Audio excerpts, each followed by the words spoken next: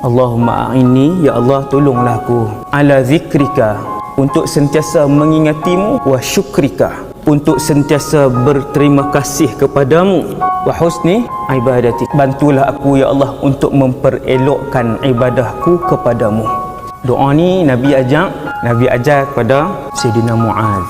Kita jarang meminta, sedangkan Allah itu suka manusia yang paling banyak memohon kepada Allah.